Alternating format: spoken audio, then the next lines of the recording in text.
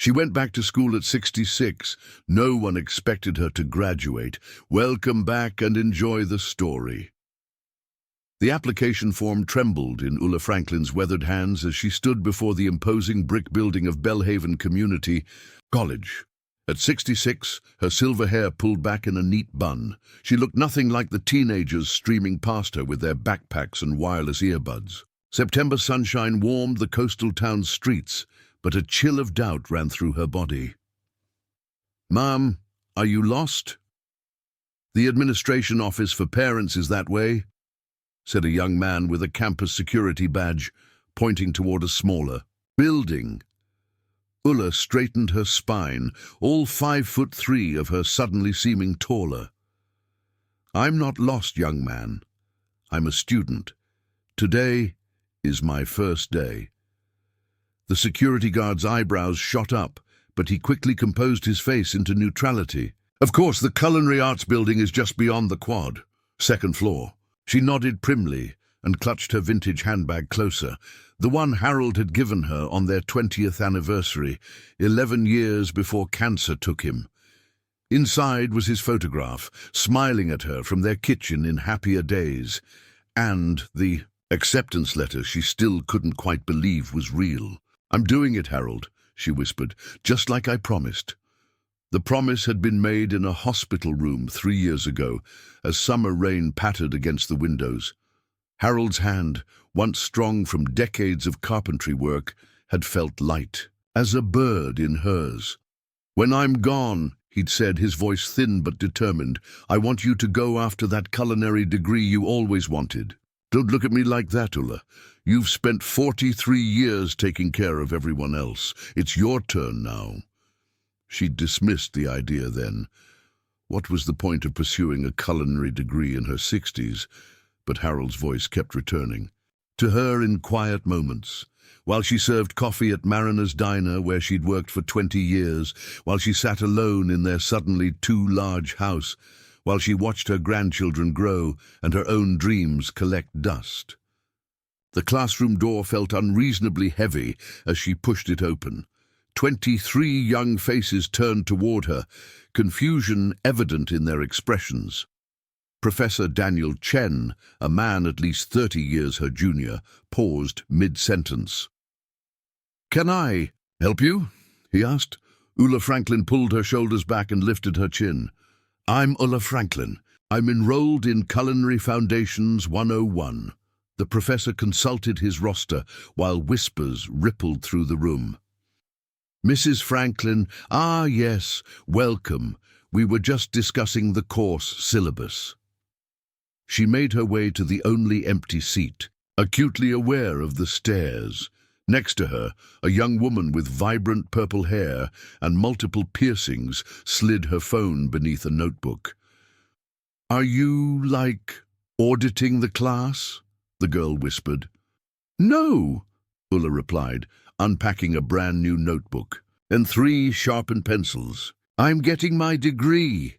The girl's eyes widened. "That's different." Different. The word had followed Ulla her entire life. Different for choosing to work after marriage when most women in Belhaven stayed home. Different for teaching her daughter to fish when other mothers were teaching needlepoint. Different for experimenting with Portuguese and Italian fusion dishes when the town's seafood festival rigidly adhered to century-old recipes. But this was her most different act yet. In a town where everyone's future was determined by their past, where the children of fishermen became fishermen and the children of shopkeepers became shopkeepers, Ulla Franklin was attempting transformation. Professor Chen recovered quickly. "Today we're discussing the foundation of classical cuisine. The 5 mother sources established by Auguste Escoffier form the basis of many dishes you'll learn to prepare." Ulla opened her notebook, hands still, trembling slightly, and began to write. The 5 mother sources. She knew them already, had known them for decades from the dog-eared cookbook Harold had given her on their first anniversary. Bechamel, velouté, espagnole, tomato, hollandaise. She'd made each one countless times in her tiny kitchen, improvising when necessary ingredients were too expensive. As the professor continued, Ulla felt a strange sensation spread through her chest. Not the anxiety that had nearly stopped her from coming, not the grief that still ambushed her at unexpected moments. Something else, something that felt remarkably like possibility. "Mom, this is ridiculous. You're 66 years old." Thomas Franklin's voice crackled through the phone, exasperation evident even over the poor connection. Her son, always practical, always concerned with appearances, had been the first to object when she announced her plans. "I'm aware of my age, Tom," Ulla replied, measuring rice for her dinner. "1 cup, enough for tonight and tomorrow's lunch." Since Harold's passing, she'd become meticulous about portions. No sense cooking for 2 when there was only 1. "What about your job? What about your savings? Culinary school isn't cheap, and for what? To start a career at retirement age?" The questions were valid, she had to admit. Her savings, modest though they were, would be significantly depleted by tuition. Manager Rick at Mariner's Diner had agreed to reduce her hours to accommodate her class schedule, but that meant less income. Everything about this decision was impractical. "It's not about starting a career, Tom. It's about finishing something I should have started decades ago." She could practically hear him shaking his head. "Dad wouldn't have wanted you to struggle financially. Your father," she said firmly, "is exactly why I'm doing this." After ending the call, Ulla sat at her kitchen table, surrounded by the textbooks she'd purchased second-hand. Food Safety and Sanitation, Introduction to Culinary Techniques, The History of Global Cuisine. The costs had been shocking. $118 for the food safety book alone. The financial aid office had looked at her strangely when she inquired about scholarships. Apparently, most aid programs weren't designed with senior citizens in mind. The first week of classes had been overwhelming. While the younger students tapped notes on sleek laptops, Ulla wrote everything by hand. While they navigated the online learning platform with ease, she struggled to even log in. Professor Chen had stayed after class to help her access the digital resources, his patience evident but his bewilderment clear. "Mrs. Franklin, if you don't mind me asking, why now?" he'd inquired as he showed her how to access course materials. The question was fair. Why now, when her hands occasionally ached with the beginnings of arthritis? Why now, when learning new things took twice as long as it once had? "Because," she answered simply, "now is what I have left." The weekend brought her first assignment. Prepare a roux and describe the changes observed during the cooking process. Simple enough for someone who had been making roux for nearly 50 years, but the academic approach was new. She wasn't just cooking. She was studying chemical reactions, documenting observations, understanding the science behind techniques she'd performed by instinct. Sunday dinner at her daughter Patricia's house provided a temporary reprieve from studying. Pat, unlike Thomas, had responded to Ulla's news with cautious support. "As long as you're happy, Mom," she'd said, though concern shadowed her eyes. Ulla arrived with a homemade apple pie, a recipe she'd perfected decades ago. Her granddaughters, Emma and Lily, ages 12 and 9, greeted her with hugs that smelled of sunshine and strawberry shampoo. "Grandma's going to college," Pat explained to the girls as they set the table. Emma's eyes widened. "Like with teenagers and stuff? That's so weird." "Different," Ulla corrected gently. "Not weird. Different." Patricia's husband James carved the roast with methodical precision. "The tuition must be substantial," he observed, not looking up from his task. "And at your age, the return on investment is limited." "Not everything is about return on investment," Patricia interjected, surprising Ulla with her defense. "Maybe Grandma will be on one of those cooking shows," Lily suggested, twirling her fork. like senior chef or something. The family laughed and Ulla joined them, though something in her chest tightened. Even her supportive daughter saw this endeavor as a curiosity, not a serious pursuit. To them, it was an elderly woman's hobby, an eccentric diversion to fill empty hours. None of them understood that the culinary program wasn't about finding something to do. It was about finding herself. The following morning in class, Professor Chen asked students to pair up for a knife skills exercise. Ulla watched as partnerships formed rapidly around her, young people gravitating toward their friends. She remained seated, a familiar sensation settling over her, the feeling of being overlooked. "Mrs. Franklin," Professor Chen called, "you'll be working with—" He scanned the room, and his eyes landed on 3 students huddled together in the corner. "Mr. Singh, Miss Kim, and Mr. Santos. We'll have one group of 4. The international students approached her station hesitantly. Ulla recognized them from previous classes. They tended to sit together, speaking English carefully and deliberately when required. "Hello," said the young man with warm brown skin and a neatly trimmed beard. "I am Vijay Singh from Mumbai." His accent was melodic, his manner formal. "Minji Kim," said the young woman with straight black hair pulled into a practical ponytail. "Seoul." She bowed slightly. "Carlos Santos," the 3rd student added. "São Paulo, Brazil." His smile was friendly but nervous. "Ulla Franklin," she replied, "from right here in Belhaven, though I expect that's not nearly as interesting." "You have been cooking long time?" Minji asked as they began arranging their workstation. "About 50 years, give or take." Carlos's eyebrows rose. 50 years? You must know everything already." Ulla laughed softly.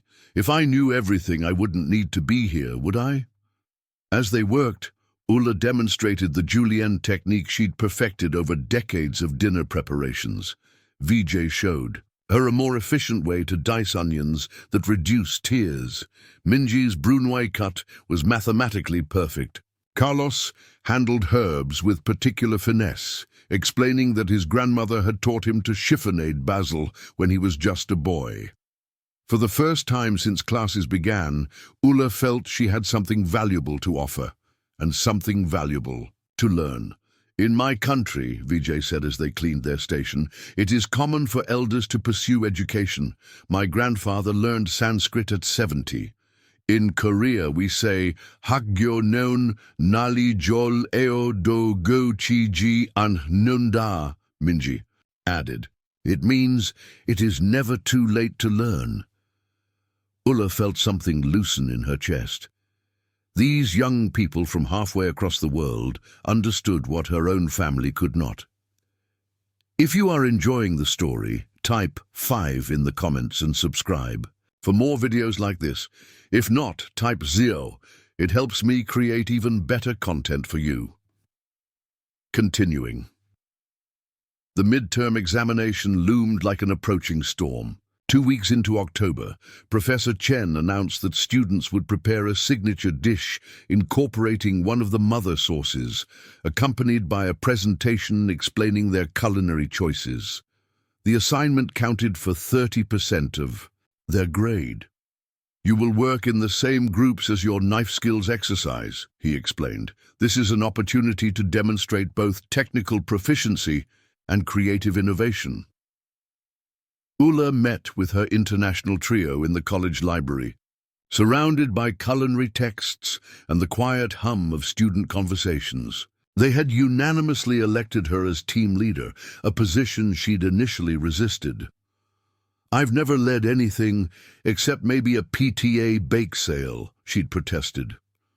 "But you have most experience," Vijay had insisted, "and you understand American tastes." Now they huddled around a table scattered with notes, debating possibilities for their showcase dish. "Something fusion," Carlos suggested.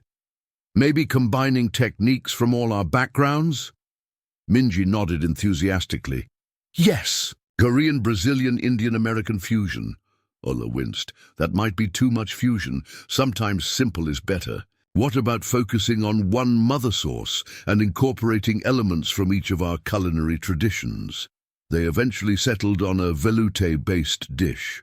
The French sauce would serve as their foundation, but they would incorporate spices from Vijay's Indian heritage, fermenting techniques from Minji's Korean background, and fresh herbs common in Carlos's Brazilian cuisine. The American contribution would come from locally sourced seafood, Belhaven clams that Ulla had been preparing since childhood. As they worked, Ulla found herself energized in a way she hadn't experienced in years. Her young teammates listened to her ideas with genuine interest. When she described how her Portuguese grandmother had taught her to infuse broth with saffron, they took notes. When she demonstrated how to check clams for freshness, they crowded around to observe. In turn, she absorbed their knowledge like a sponge.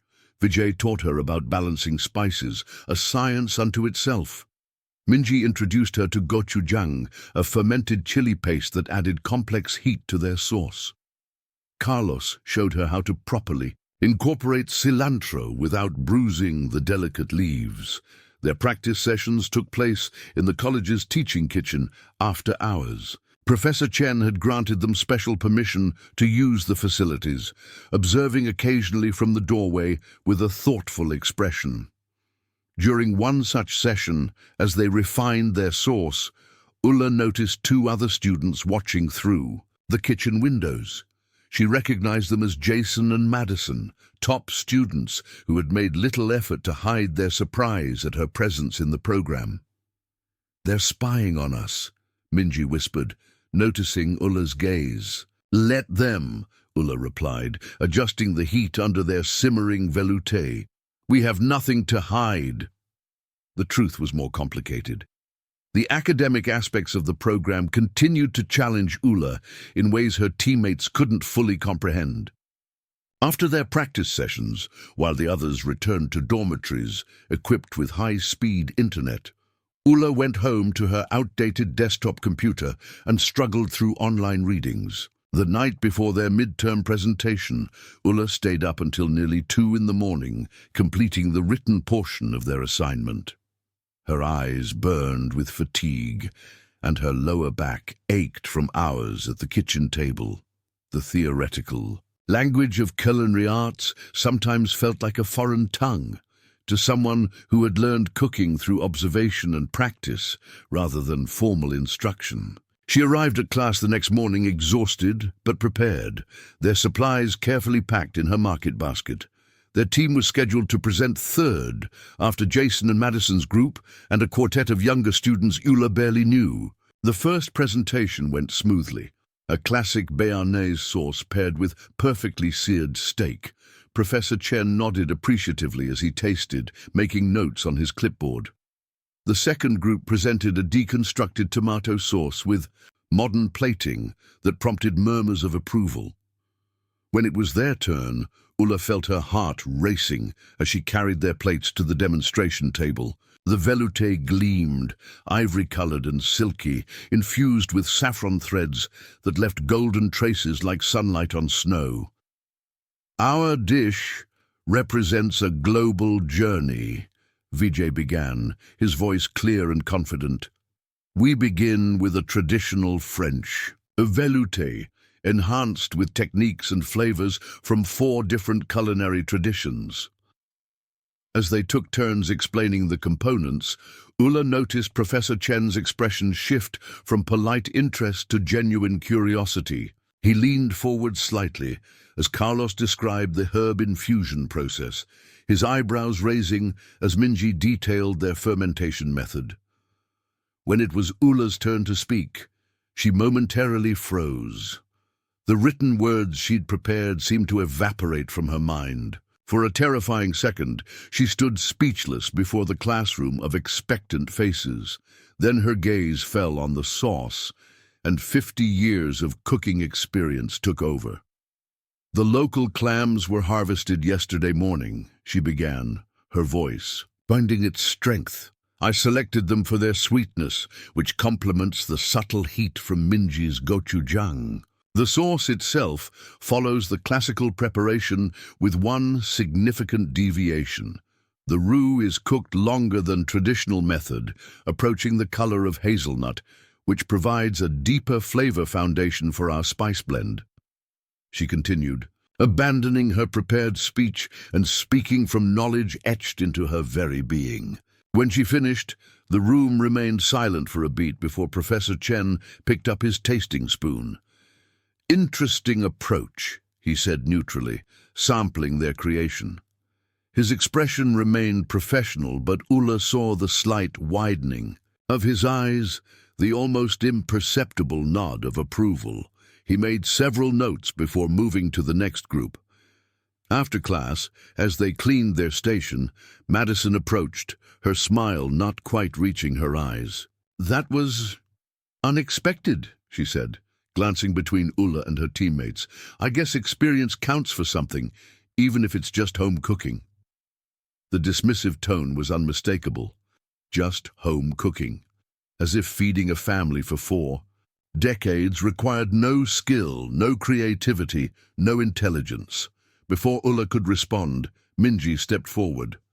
"Mrs. Franklin has forgotten more about cooking than most of us will ever learn," she said, her usually soft voice firm. "There is difference between cooking for grade and cooking from heart. Today we did both." Madison's smile tightened as she retreated. Carlos gave Minji a discreet high five, while Vijay continued wiping down their workstation, a small smile playing on his lips.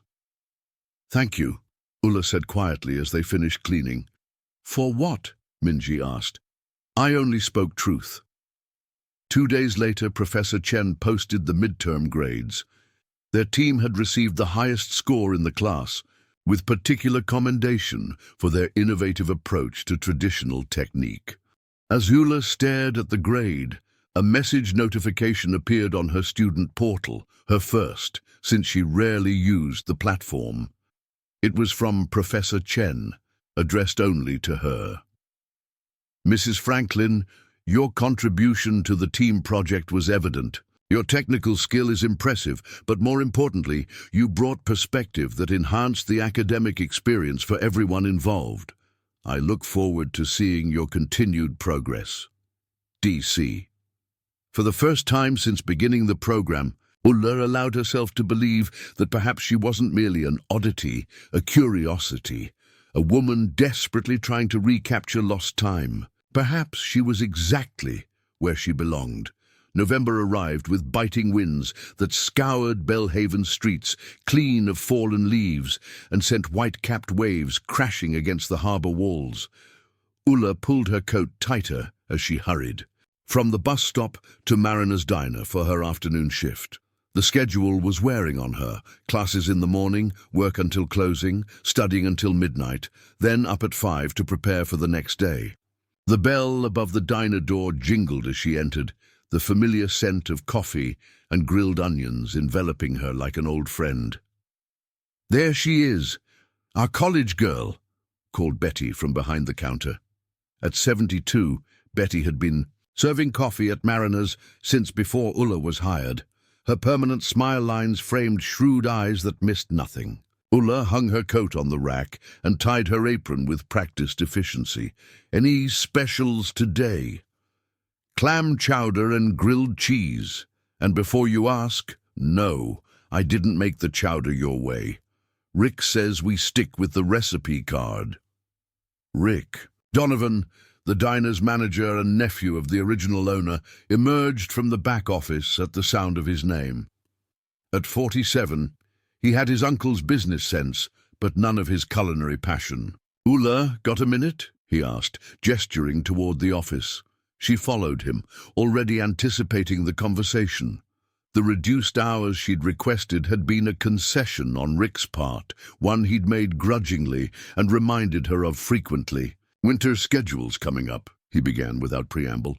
"Tourism drops off, so we cut back hours. You know how it goes." Ulla nodded. She'd been through 20 Belhaven winters at Mariner's.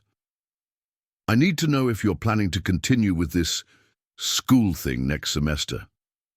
His tone made clear what he thought of her educational pursuits. Because I need reliable staff, Ulla, people who can cover when needed, not dash off to class. The spring semester starts in January, she replied carefully. My program is 2 years total. Rick leaned back, sighing heavily. Look, I respect what you're trying to do. It's admirable. But this is a business, not a charity. I've got a wait list of people who want your shifts, people without restrictions. The threat was thinly veiled. 20 years of service, and she was suddenly replaceable because she dared to want something more. I understand, she said, keeping her voice steady. But my classes are scheduled. I can't change them now. Then we may need to re-evaluate your position after the holidays. He shuffled papers on his desk, a clear dismissal. As she returned to the dining room, Ulla's stomach clenched with anxiety. The reduction in hours had already strained her budget. If Rick cut her further, or worse, let her go entirely. Don't let him get to you, Betty murmured as they passed at the coffee station. He pulls this every year, more bark than bite. Ulla managed a smile, but her concern remained. This year was different. This year she had given Rick a reason to replace her. The afternoon rush kept her too busy for further worry. She moved between tables with mechanical efficiency, her mind partially occupied with the practical exam waiting for her the next day. Professor Chen had announced they would be tested on source derivatives.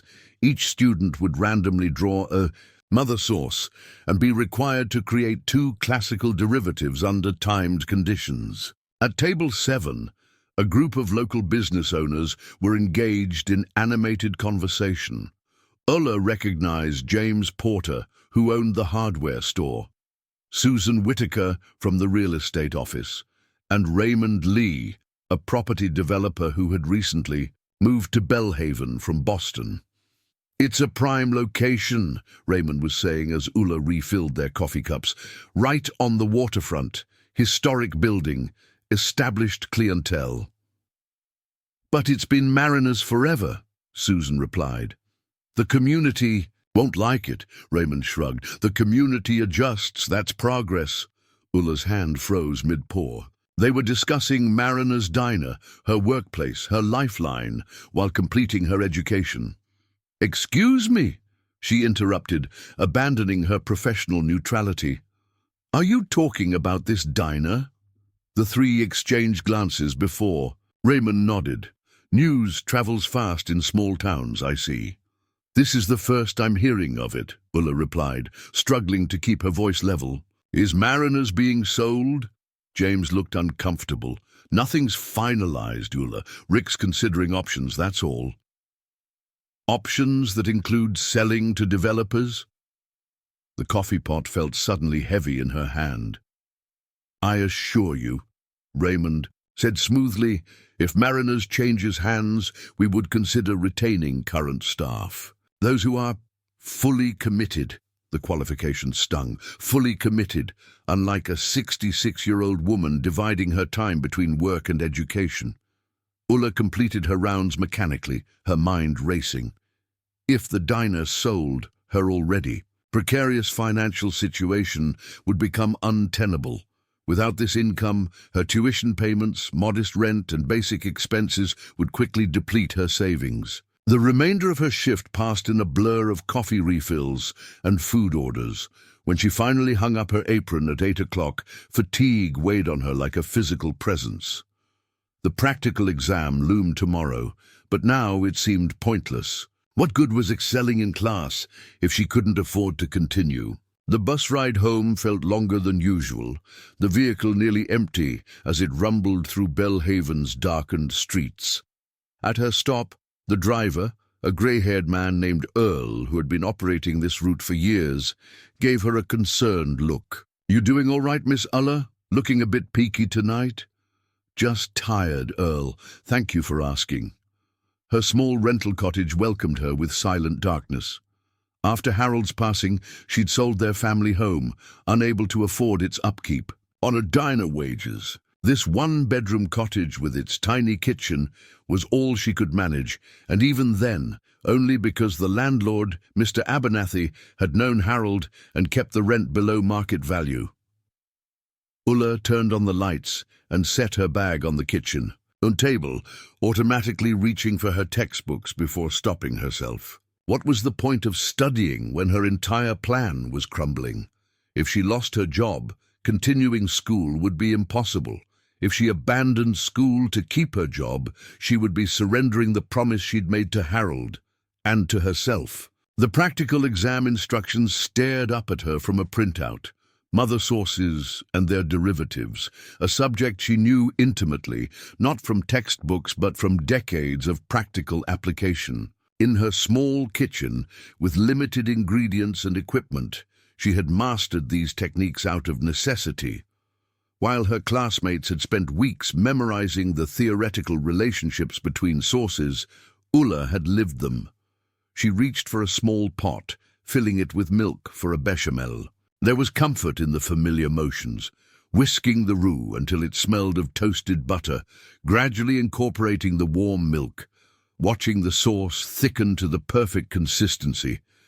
From this bechamel, she created a mornay with the addition of grated cheese, then a soubise by incorporating sautéed onions.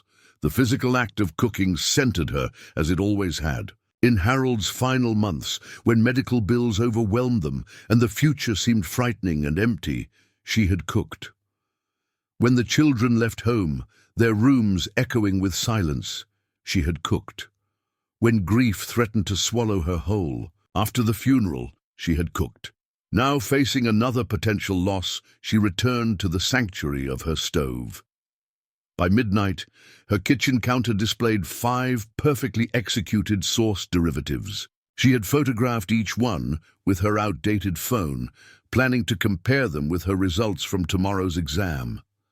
The exercise had clarified her thoughts, reminding her why she had embarked on this journey in the first place.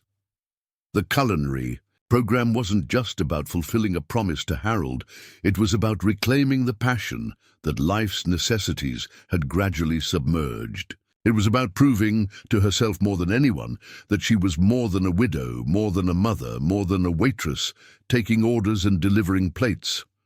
As she cleaned her kitchen, a plan began forming in her mind. If Mariner's was truly changing hands, perhaps there were other opportunities to be found. Belhaven had several restaurants, though none as established as the diner.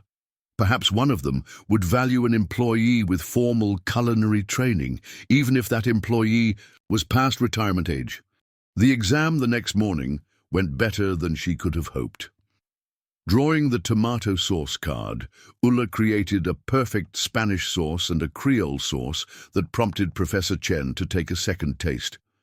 Her hands, steadier than they had been, in weeks moved with confident precision. "Excellent work, Mrs. Franklin," he said, making notes on his clipboard. "Your technique shows both theoretical understanding and practical experience." As she cleaned her station, Madison approached, her expression less dismissive than it had been after the midterm. "How did you get your Creole sauce so balanced?" she asked, her tone somewhere between grudging admiration and competitive intelligence gathering. "The key is in the initial vegetable sauté," Ulla replied after a moment's consideration. "Most people rush it. The celery, bell peppers, and onions need time to release their flavors before the tomatoes are added." Madison nodded thoughtfully. "I'll remember that." She hesitated, then added, "You're actually pretty good at this, for someone who's just been cooking at home, I mean." The qualification again, just cooking at home, but this time Ulla didn't feel its sting. 24 hours earlier, the comment might have deflated her. Now, with her midnight epiphany still fresh, she merely smiled. "There's no just about home cooking, Madison. It's the foundation of everything we're learning here. The difference is that now I understand the why behind the what I've been doing all these years." Madison seemed to consider this as she returned to her own station. Across the kitchen, Ulla caught Vijay watching the exchange with approval. After class, as students filed out, Professor Chen called Ulla to his desk. "Mrs. Franklin, I'd like to discuss your performance this semester." Ulla's pulse quickened. Despite her successful exam, years of academic insecurity made her brace for criticism. "You've consistently demonstrated exceptional practical skills," he continued. "Your theoretical understanding, while initially concerning, has improved dramatically. However, I've noticed you seem distracted lately." "I apologize, Professor. There have been some personal challenges." He nodded, his expression softening slightly. "Education at any age requires sacrifice, but I suspect your sacrifices are greater than most. Is there anything I can do to help?" The question, asked with genuine concern rather than perfunctory politeness, caught Ulla off guard. She hadn't expected support from this quarter. Her professor was younger than her own children, his life experiences presumably far removed from hers. "I may be losing my job," she admitted. "The diner where I work is being sold. Without that income, continuing the program will be difficult." Professor Chen considered this. "The culinary department offers a limited number of teaching assistant positions each semester. The stipend is modest, but it might help offset some costs. Would you be interested?" Ulla blinked in surprise. "Me? A teaching assistant? But I'm just a first-semester student." "A first-semester student with 50 years of practical experience," he countered. "Your knowledge of fundamental techniques would be invaluable to beginning students. Think about it and let me know by next week." As Ulla gathered her belongings, a new possibility unfolded before her, not just surviving in the program, but potentially thriving, contributing in ways she hadn't imagined. Outside the culinary building, snow had begun to fall, dusting Belhaven, Community College's campus with powdery white. Ulla stood for a moment, watching students hurry between buildings, their breath visible in the cold air. At 66, she'd expected to be winding down, settling into the quiet routine of later life. Instead, she found herself at a crossroads, faced with new challenges and unexpected opportunities. The future, so recently clouded with uncertainty, now shimmered with possibility. If Mariner's Diner closed its doors to her, perhaps the culinary world would open new ones. The path ahead remained difficult. Financially precarious, physically demanding, socially isolating, but no longer impossible. As the snow accumulated on her shoulders, Ulla lifted her face to the winter sky and made a second promise. This one to herself. She would find a way forward, not despite her age and circumstances, but because of the wisdom and resilience they had given her. What began as fulfilling a promise to Harold was evolving into something more profound, a reclamation of dreams long deferred, a declaration that it was never too late to become the person you were meant to be. But as the winter winds whispered through Belhaven's streets, they carried warnings of greater challenges yet to come, challenges that would test Ulla's resolve in ways she couldn't begin to imagine. December arrived with relentless storms that battered Belhaven's coastline. Inside the college's teaching kitchen, holiday preparations were underway as the culinary program participated in its annual charity dinner, a sophisticated 6-course meal served to community donors and local dignitaries. "Final semester projects will count for 40% of your grade," Professor Chen announced as students chopped, sautéed, and plated with frantic energy. "You'll be developing an original recipe that demonstrates mastery of techniques covered this semester while incorporating personal culinary influences." Ulla, assigned to soup preparation, methodically diced vegetables for a butternut squash bisque. Her mind, however, was preoccupied with finances rather than final projects. The teaching assistant position Professor Chen had mentioned would provide some income next semester, but not enough to cover her expenses if she lost her job at Mariner's. Rick had been increasingly cold since their conversation about the winter schedule. Twice he had cut her shifts without notice, citing business needs. The rumor mill confirmed what the customers had discussed. A sale was indeed in progress, with Raymond Lee's development company the likely buyer. "Mrs. Franklin," Professor Chen called, interrupting her thoughts, "your soup is reducing too rapidly." Ulla quickly adjusted the heat, annoyed at her lapse in attention. Such mistakes were unlike her, evidence of the stress fracturing her concentration. During their lunch break, Ulla sat with her international trio, who had become her closest allies in the program.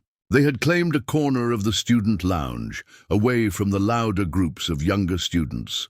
"Have you decided on your final project?" Minji asked, unwrapping a homemade kimbap roll. "Something simple but refined," Ulla replied. "A dish that honors traditional techniques but incorporates elements from my Portuguese heritage." "Speaking of heritage," Carlos interjected, "there's something we wanted to ask you." He glanced at Vijay and Minji, who nodded encouragingly. "The International Student Association is hosting a multicultural food festival next month. We were hoping you might participate with us." Ulla blinked in surprise. "Me? But I'm not an international student." "The festival celebrates culinary diversity," Vijay explained. "You represent traditional American coastal cuisine with Portuguese influences. That's just as important as our traditions."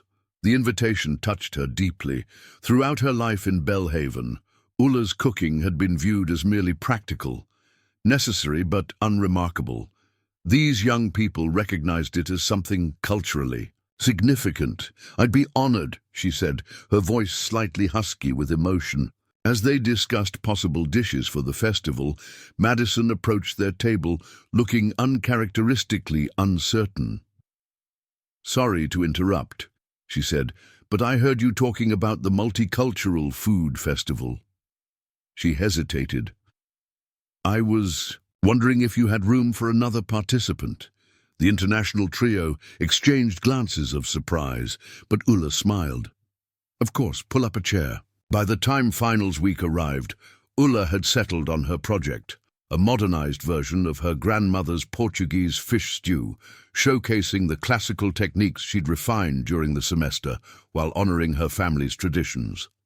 The paella dish represented everything her culinary journey had become, a bridge between past and future, traditional and innovative. Her practical exam fell on the same day as her evening shift at Mariner's. Exhaustion clouded her thinking as she assembled her ingredients in the teaching kitchen, mentally rehearsing each step of her preparation. Professor Chen circulated among the stations, observing without comment as students worked. When he reached Ulla, he paused longer than usual, watching as she deftly prepared the sofrito base for her stew. "Interesting technique," he noted. "Not classical French. Portuguese influence," she explained, gently sweating onions, garlic and bell peppers with bay leaves. "The slow cooking develops sweetness that balances the acidity of the tomatoes added later." He nodded appreciatively before moving on. Ulla returned to her methodical preparation, letting muscle memory guide her through familiar motions, while her academic knowledge provided a deeper understanding of the chemical reactions occurring. The fish, locally caught cod, arrived fresh that morning. As she carefully portioned it, Ulla noticed Madison watching from her station. The younger woman had become almost friendly since their conversation weeks earlier, occasionally seeking Ulla's advice on traditional techniques. For 2 hours, Ulla worked steadily, timing each component to come together in perfect harmony. When Professor Chen called time, she presented her completed dish, the fish perfectly moist, the broth rich with complex flavors, the garnish of fresh herbs adding brightness to the rustic presentation. The evaluation was brief but positive. Professor Chen sampled the stew, made notes on his clipboard, and moved to the next student without revealing his thoughts. Ulla cleaned her station methodically, fighting disappointment at his lack of response. Perhaps her traditionalist approach had been too safe, too predictable.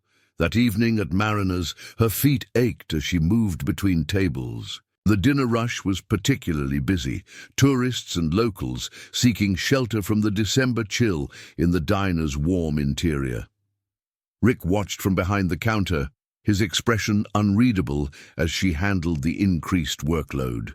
Near closing time, as she wiped down tables, the bell above the door jingled. Professor Chen entered, removing his gloves and scanning the nearly empty diner before spotting her. "Mrs. Franklin," he said, approaching, "I hope I'm not interrupting." "Professor," she replied, surprised. "We're about to close, but I can get you coffee if you'd like." He shook his head. "Actually, I came to speak with you about your final project." He glanced around at the vintage decor, fishing nets, buoys, and black and white photographs of Belhaven's harbor from decades past. "This place has history. Nearly 60 years, she confirmed. It's being sold, though. So I've heard." He pulled an envelope from his coat pocket. "Your grades for the semester. I thought you might like to receive them in person, rather than waiting for the online posting." Ulla wiped her hands on her apron before accepting the envelope. Inside was a single sheet of paper listing her coursework and final grades. As she scanned the document, her breath caught. Straight A's across every course, with a special notation beside her final project. Exceptional integration of classical technique and cultural heritage. "I don't understand," she said, looking up. "My presentation was so simple compared to the others." "Simple isn't synonymous with easy or unremarkable," Professor Chen replied. "Your dish demonstrated perfect technical execution while conveying cultural and personal narrative. That's exactly what culinary arts should accomplish." He paused. "The department has approved your teaching assistant position for next semester. Orientation begins January 10th. Relief and pride mingled in Ulla's chest. One problem solved, though her employment situation remained precarious. "Thank you, Professor. I'm grateful for the opportunity." As he turned to leave, he added, "Oh, and Coastal Cuisine magazine is looking for traditional recipes with modern interpretations for their spring issue. I took the liberty of recommending your fish stew. The editor would like to speak with you." After he departed, Ulla stood motionless, the grade sheet trembling slightly in her hand. For years, cooking had been her private joy, shared only with family and occasionally friends. The idea that her recipes, her culinary voice, might reach a wider audience seemed almost unimaginable. Betty emerged from the back, coat in hand. "Was that your professor? What did he want?" "To tell me I passed," Ulla replied, still processing the conversation. "And apparently to recommend me to a magazine." Betty whistled. "Look at you, college girl. Next thing we know, you'll be too fancy for Mariner's." Her tone was teasing, but her eyes held genuine pride. "If there still is a Mariner's," Ulla said quietly. "About that." Betty glanced toward Rick's office before lowering her voice. "Word is, the sale's almost final. Raymond Lee was in earlier, measuring the dining room, talking about upscale coastal cuisine and artisanal cocktails." The news, though expected, hit Ulla with renewed force. Mariner's wasn't just her workplace. It was where she'd come for coffee on her first date with Harold, where they'd celebrated when she discovered she was pregnant with Thomas, where she'd returned to work after Harold's funeral when sitting alone at home became unbearable. "Did he mention staff?" she asked, already knowing the answer. Betty shook her head. "Only that the new concept would require specialized personnel, whatever that means." It meant unemployment. Ulla knew that, as certainly as she knew the diner's daily specials. Raymond Lee wasn't interested in retaining waitresses in their 60s and 70s, regardless of their experience or reliability. "Well," she said, forcing brightness into her voice, "I've got my teaching assistant position. And apparently, a magazine is interested in my recipes. Things have a way of working out." Betty squeezed her arm affectionately. "That's the spirit. And hey, if this place goes under, maybe we should open our own. Two Old Broads Cafe has a nice ring to it. The joke lightened Ulla's mood momentarily, but as she finished closing duties and waited for the bus in the frigid night air, anxiety crept back. The teaching assistant stipend would cover only a fraction of her expenses. Without regular income from the diner, her carefully constructed plan was in jeopardy. January arrived with record snowfall that transformed Belhaven into a postcard-perfect coastal town. Icicles hung from the harbour docks, and fishing boats sat idle, encased in crystalline sheaths of frozen spray. Inside her cottage, Ulla reviewed her finances with growing concern. The heating bill had nearly doubled compared to December. Her rent, while still below market value thanks to Mr. Abernathy's generosity, consumed almost half her monthly income. The teaching assistant position would begin paying at the end of January, but the gap between her dwindling savings and mounting expenses widened daily. Mariners had reduced everyone's hours after the holidays, citing the traditional winter slowdown. Ulla now worked only 3 shifts per week, barely enough to cover groceries and utilities. The sale hadn't been officially announced, but renovation plans had been filed with the city council. Raymond Lee's vision for an upscale waterfront establishment that bore no resemblance to the beloved diner. On the first day of the spring semester, Ulla arrived early for her teaching assistant orientation. The campus was quiet, most students still enjoying their final days of break before classes resumed. Professor Chen and 3 other instructors greeted the small group of TAs. In the department lounge, your primary responsibilities will include supervising lab sessions, assisting students with technical questions, and occasionally conducting demonstrations, Professor Chen explained. Each of you has been selected for specific strengths. Mrs. Franklin, your expertise in fundamental techniques and traditional methodologies will be particularly valuable to our first-year students. The orientation lasted 2 hours, covering administrative procedures, safety protocols, and teaching strategies. Ulla took meticulous notes, determined to excel in this new role despite her lack of formal teaching experience. Afterwards, Professor Chen asked her to stay behind. "There's someone I'd like you to meet," he said, leading her to his office, where a woman in her 40s waited, stylishly dressed in a grey suit and vibrant scarf. "Eleanor Winters, editor at Coastal Cuisine," he introduced. "Eleanor, this is Ulla Franklin, the student I mentioned." "Student is only part of her story from what you've told me," Eleanor said, extending her hand with a warm smile.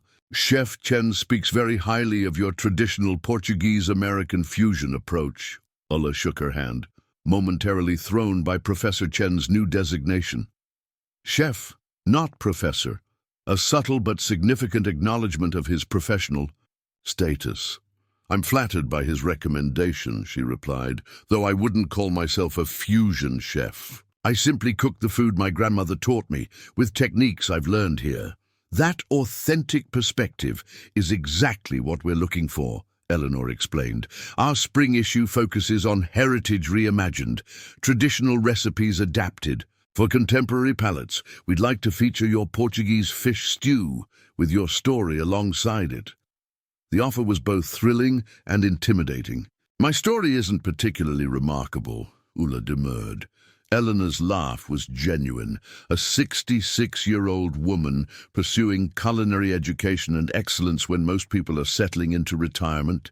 I disagree. It's precisely the kind of narrative our readers connect with. She opened her portfolio. "We pay $500 for featured recipes, with an additional $300 for the accompanying personal essay. $800. The amount represented 2 months of rent or a significant portion of next semester's textbook expenses." The financial practicality of accepting was undeniable, but something deeper resonated with Ulla: the validation of her journey, the recognition that her culinary voice mattered. "I'd be honored," she said simply. After finalizing details with Eleanor, Ulla hurried to her first class of the semester, Advanced Culinary Techniques, taught by Chef Rosario, an Italian-trained instructor known for his exacting standards. As she entered the classroom, she noticed Vijay and Carlos waving from their seats. "Minji has a schedule conflict," Vijay explained as she joined them. "Different section." The absence of the fourth member of their group left Ulla feeling oddly bereft. Over the previous semester, they had developed an efficient working rhythm, each complementing the other's strengths. Chef Rosario began without preamble, his accent thickening when he emphasized important points. "This semester is not about following recipes," he declared. "It is about understanding food at molecular level. Why ingredients behave as they do, how heat transforms proteins, when chemical reactions create flavor compounds." The scientific approach was intimidating. Ulla's cooking had always been intuitive rather than analytical, guided by experience, and observation rather than chemical formulas. "First major project," Chef Rosario continued, "will be modernist interpretation of classical dish. You will deconstruct traditional recipe, then reconstruct using contemporary techniques, groups of 3. Vijay immediately turned to Ulla and Carlos. "Just like last semester, yes?" Before they could confirm, Chef Rosario added, "I will assign groups to ensure diverse perspectives." When the groups were announced, Ulla found herself separated from her international friends. Instead, she was paired with Madison and a quiet young man named Derek, whom she knew only by sight. "Guess we're a team," Madison said as they gathered after class. Her tone was neutral, neither pleased nor displeased. "We should exchange numbers and set up a practice schedule." Derek nodded without speaking, his attention focused on his phone. Ulla sensed immediately that the dynamic of this group would be vastly different from her previous one. Where Vijay, Minji and Carlos had embraced collaborative decision-making, this arrangement felt more hierarchical, with Madison naturally assuming leadership. "We'll need to select our classical dish first," Ulla suggested. "Perhaps we could each propose one option and discuss the merits?" Madison nodded thoughtfully. "Good idea. Let's research and meet tomorrow with proposals." As they dispersed, Ulla felt a twinge of loss for her former team's easy camaraderie. This new group would require different navigation skills, professional rather than friendly, structured rather than organic. That afternoon, she reported for her first teaching assistant session in the Fundamentals Lab. 20 fresh-faced students, most barely 18, watched nervously as she demonstrated basic knife skills. The experience was surreal. Just months ago, she had been the oldest student, uncertain and out of place. Now she was an authority figure, guiding others through techniques she had perfected over decades. "The secret," she told them as they practiced julienning carrots, "is consistent pressure and respect for your ingredients. Let the knife do the work."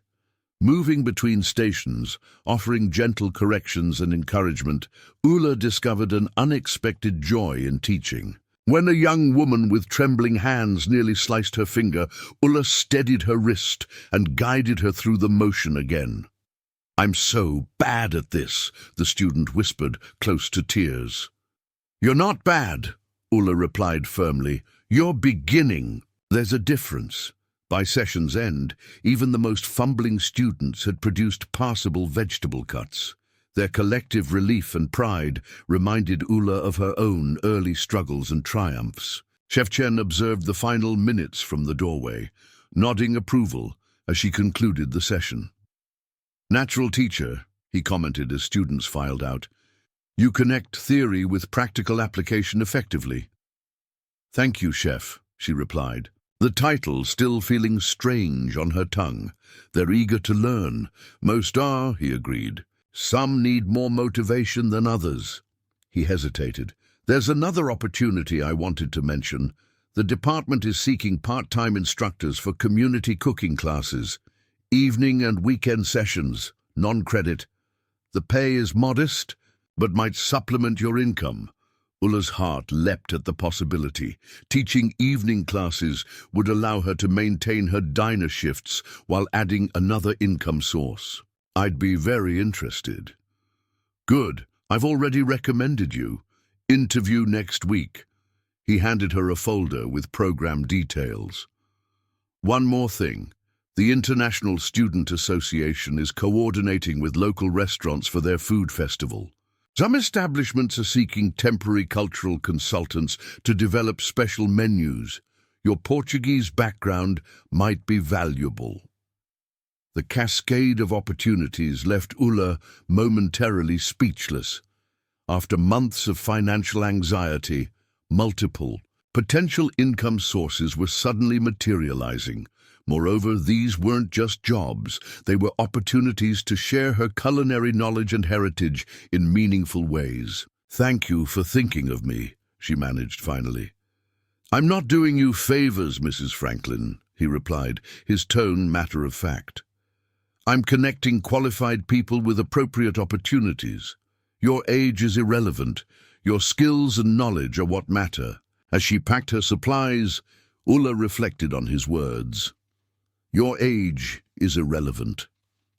Throughout her life, she had internalized society's message that aging diminished her value, that ambition had an expiration date. Chef Chen's perspective was refreshingly meritocratic. She was being judged solely on her abilities, not her birth certificate. That evening, as she worked on her magazine article about the fish stew, a text message arrived from an unfamiliar number. Meeting tomorrow cancelled. Madison has flu. We'll reschedule next week. The message was from Derek, her project partner. Disappointed but unable to change the circumstance, Ulla redirected her attention to her article. The magazine wanted not just a recipe, but a narrative. The story behind the dish, its connection to her family history, her journey to culinary school. Writing didn't come as naturally as cooking. Ulla struggled to find the right words to convey how her grandmother's hands had guided hers through the process of cleaning fish when she was barely tall enough to reach the counter. How Harold had proclaimed her stew better than any restaurant's on their third date, cementing her affection for the plain-spoken carpenter. How the dish had evolved over decades, adapting to financial circumstances, available ingredients, and growing culinary knowledge. Near midnight, her phone chimed with another message, this one from VJ. Mrs. Franklin, we miss your expertise. In our group, lunch tomorrow to discuss festival? The simple invitation warmed her. Despite new responsibilities and groupings, the connections she'd formed remained intact. She replied with acceptance before returning to her writing, the words flowing more easily now as she described the transformative power of education at 66. How understanding the chemistry behind her intuitive cooking had deepened her appreciation for the culinary arts. The next morning brought an unexpected call from Rick at Mariners. Need you to cover Betty's shift today, he said without greeting. She's got that flu that's going around. Of course, Ulla replied, quickly rearranging her study schedule. I'll be there in 30 minutes. The diner was unusually busy for a winter weekday. A water main break downtown had closed several cafes, sending their regular customers to Mariners. Ulla moved between tables with practiced efficiency, refilling coffee cups and delivering plates of comfort food to grateful patrons. During a rare lull, Raymond Lee entered, accompanied by a younger man carrying a tablet and measuring tools. Rick emerged from the back to greet them, his manner obsequious. They spoke in low voices, pointing at various sections of the dining room while consulting floor plans on the tablet. Ulla busied herself, wiping down the counter, positioning herself within earshot. We'll need to gut the entire kitchen, Raymond was saying. The equipment is hopelessly outdated. Original fixtures have certain charm, the younger man suggested. We could preserve some elements for authenticity while modernizing functionality. Raymond shook his head. Authenticity doesn't generate return on investment. We're positioning as luxury dining, not nostalgic experience. Timeline? Rick asked. Closing first week of March, construction through April, soft opening in May before summer season. March. The information hit Ulla like a physical blow. She would lose her primary income source just as spring tuition payments came due. Raymond noticed her then, offering a professionally cordial nod. "Afternoon, Mrs. Franklin." "Mr. Lee," she replied, her voice steadier than she felt. "I understand congratulations are in order on your acquisition." A flicker of surprise crossed his face at her direct acknowledgement. "Thank you. Change can be difficult, but I believe it will ultimately benefit the community. The community that can afford $40 entrees, perhaps," she said mildly, continuing to wipe the already clean counter. Rather than taking offense, Raymond seemed amused by her candor. "You have a good understanding of market segmentation. Have you considered restaurant management as a career?" The question was clearly rhetorical, perhaps even condescending, but Ulla answered seriously. "I'm currently pursuing culinary arts education at Belhaven Community College. My focus is classical techniques with heritage influences." Now genuine surprise registered on his face. "Really? That's unexpected." "So I've been told." Rick frowned at the exchange, clearly uncomfortable with her engaging directly with the new owner. "Ulla, table 6 needs refills." She nodded acknowledgement, but continued addressing Raymond. "Will you be retaining any current staff?" The directness of the question seemed to catch him off guard. After a moment's hesitation, he replied with unexpected honesty, "Our concept requires specialized experience. We'll be bringing in a core team from Boston, though we may have limited positions for local staff with appropriate qualifications." The answer confirmed what she had already suspected. In 2 months, she would be unemployed. The remainder of her shift passed in a blur of coffee pots and order pads. As closing time approached, Rick called her into his office. "I shouldn't have to tell you that interrogating the new owner isn't appropriate," he began, his tone sharp. "I asked a direct question about my future employment," Ulla replied calmly. "Something you've avoided discussing for weeks." Rick's expression softened slightly. "Look, Ulla, you've been reliable for 20 years. I advocated for keeping some of you on. But the truth is, Raymond's concept is completely different. White tablecloth service, wine pairings, seasonal tasting menus." He spread his hands helplessly. "It's not Mariners anymore. When were you planning to officially inform the staff?" "Next week. I wanted the paperwork finalized first." He reached into his desk drawer and withdrew an envelope. "Severance package. 2 weeks for every year of service, health coverage through April, 40 weeks of pay." The generosity was unexpected and significant. It would cover her expenses for the remainder of her program. Ulla accepted the envelope with mixed emotions. The financial cushion was a relief, but the finality of it, the official end to her 2 decades at Mariners, ached in her chest. "Thank you," she said simply. Rick shook his head. "Don't thank me. Old man Mariner set up the policy years ago. He always said loyal employees deserve better than a pink slip and a handshake." He leaned back in his chair. "What will you do? After school, I mean." The question startled her. Since beginning the program, Ulla had focused so intently on getting through each day, each assignment, each financial hurdle, that she'd given little thought to her ultimate goal. "I'm not entirely sure," she admitted. "Teach, perhaps, consult on traditional techniques, write for culinary publications." Rick nodded, thoughtfully. "You always were the best cook among us. Your staff meals put the regular menu to shame." The compliment, coming from Rick after years of professional distance, touched her unexpectedly. "That's kind of you to say." As she prepared to leave, he added awkwardly, If you need a reference for teaching or whatever, I'd be happy to provide. 1.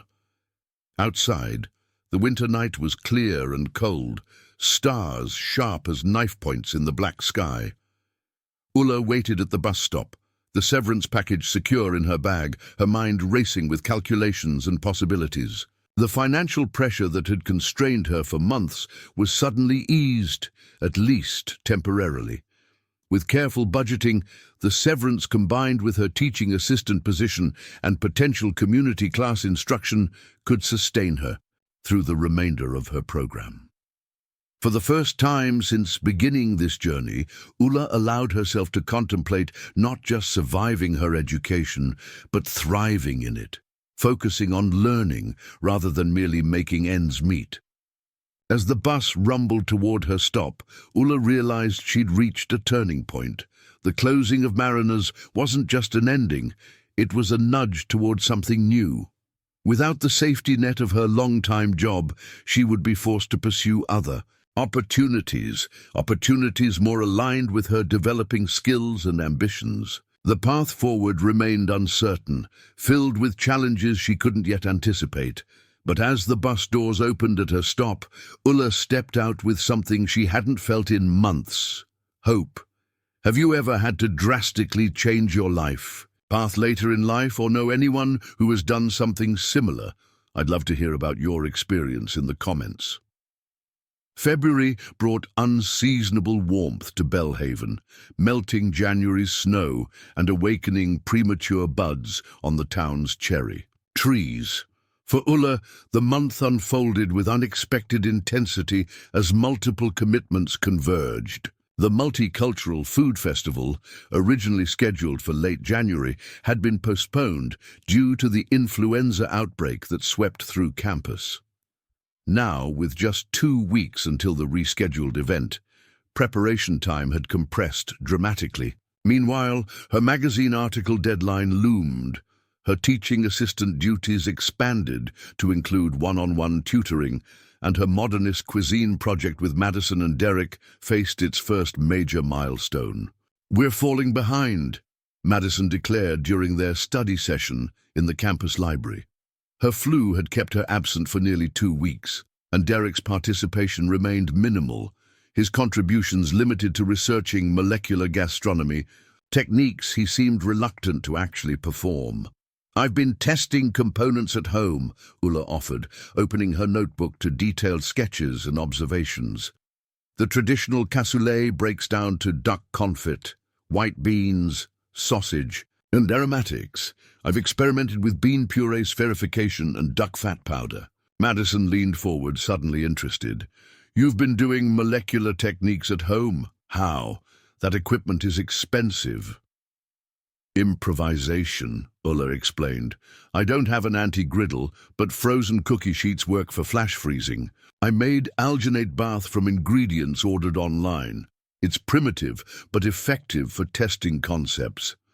Derek looked up from his phone for the first time that session. "You did all that in your kitchen at home?" There was a note of genuine respect in his voice that surprised Ulla. Throughout their partnership, Derek had remained aloof, contributing minimally and often appearing disinterested. "Necessity breeds creativity," she replied with a smile.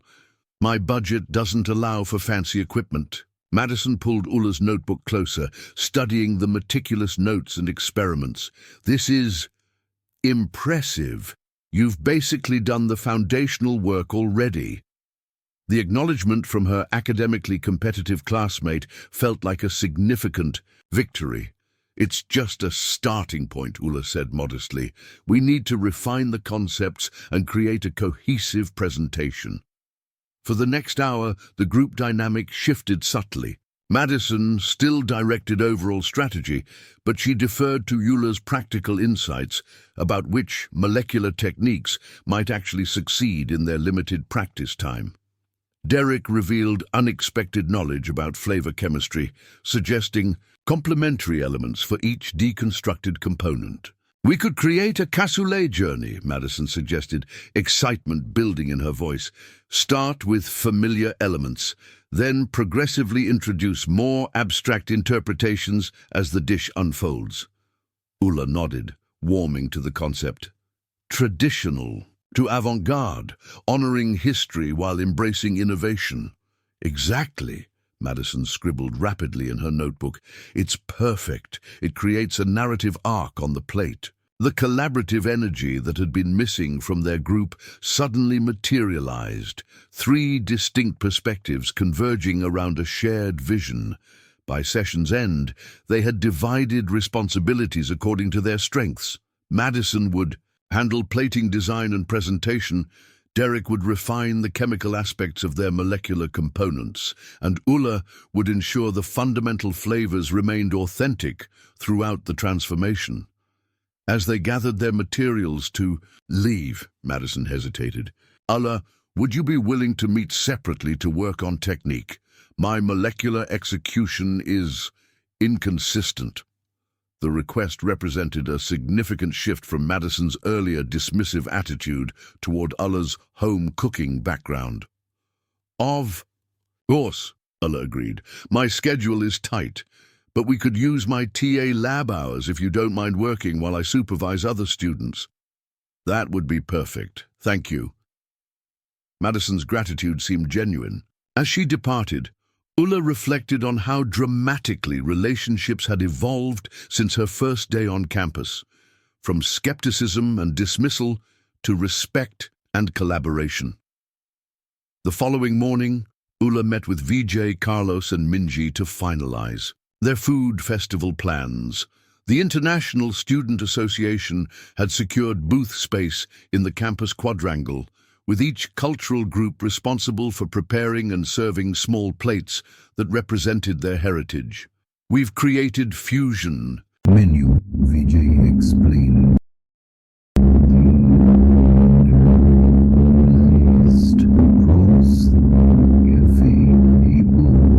One dish inspired by each of our backgrounds, plus American coastal element from you.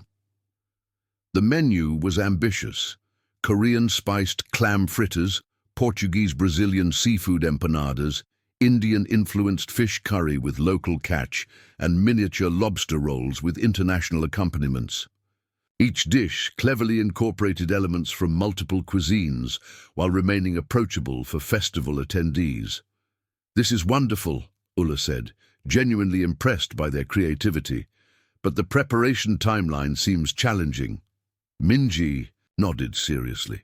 We have reserved teaching kitchen for day before festival. Carlos has recruited volunteers from Brazilian Student Union. I have 2 friends from Korean Cultural Society helping.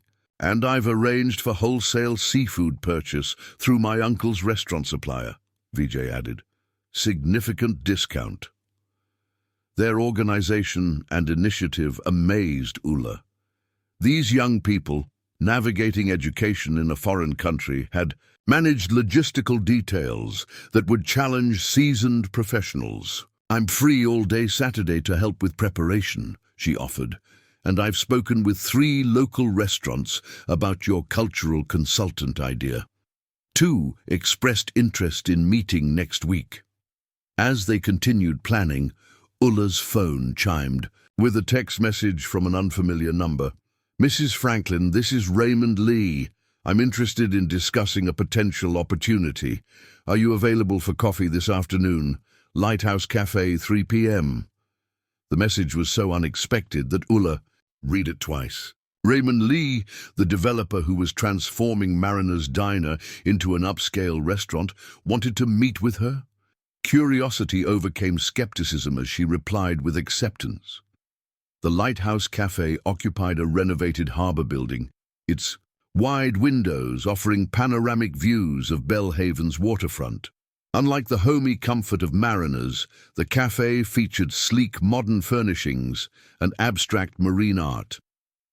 Raymond was already seated at a corner table when Ulla arrived, a leather portfolio and tablet arranged precisely before him. Mrs. Franklin, he greeted, standing. Thank you for coming. Please join me.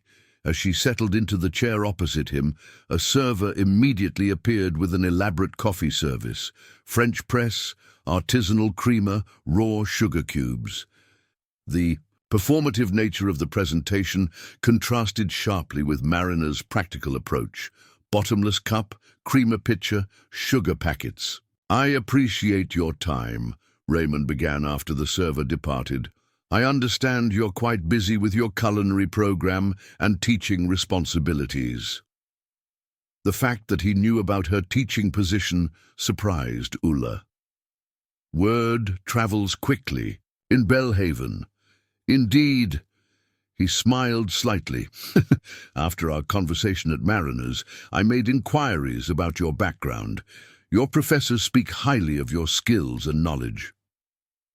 "That's gratifying to hear," she replied neutrally, uncertain of his purpose. Raymond sipped his coffee before continuing.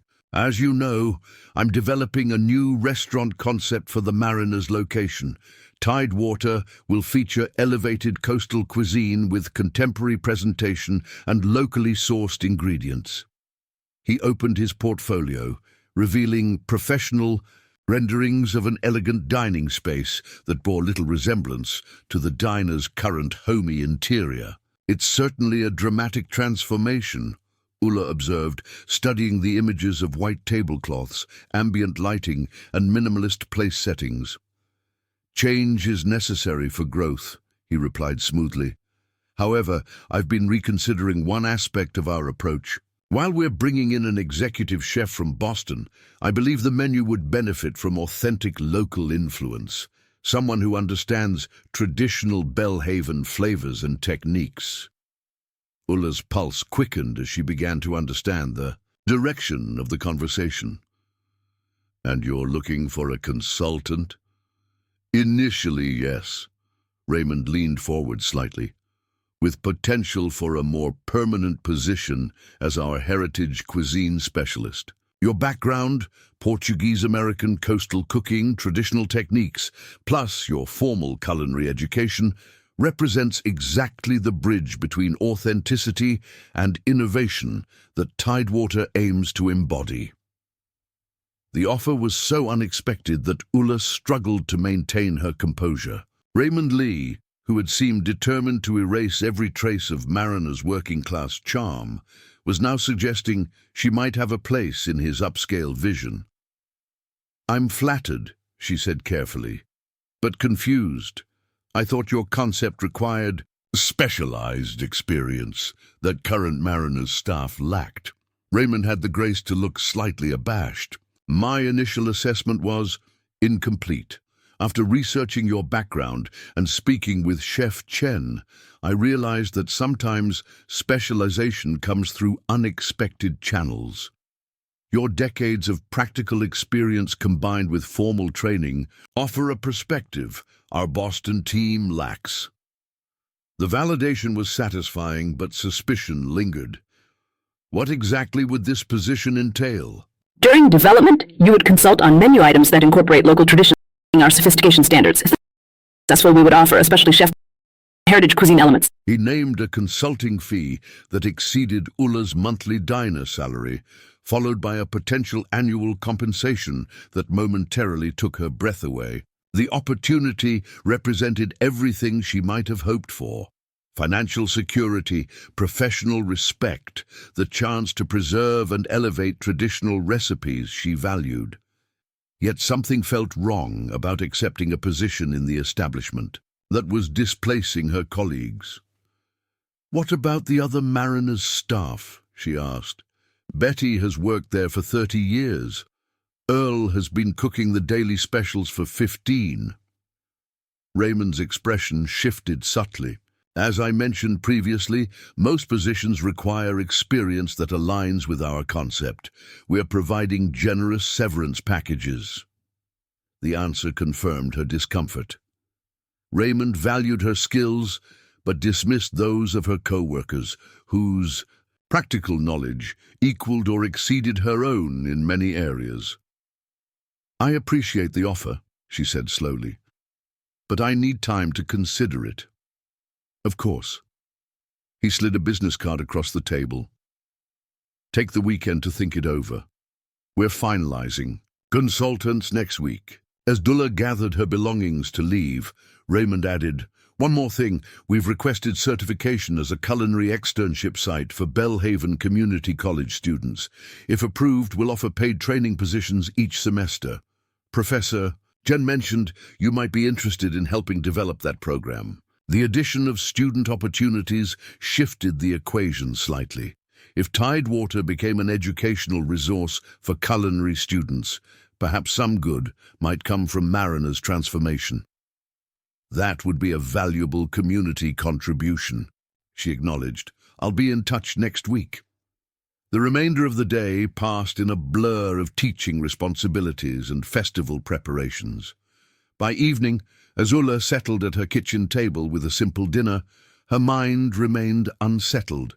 Raymond's offer represented financial security and professional validation, but accepting felt somehow like betrayal of her colleagues, of Mariner's traditions, of her own working-class roots. As Ulla prepared for bed that night, her phone rang, Patricia calling for their weekly check-in. "How's school going?" her daughter asked after they'd exchanged pleasantries.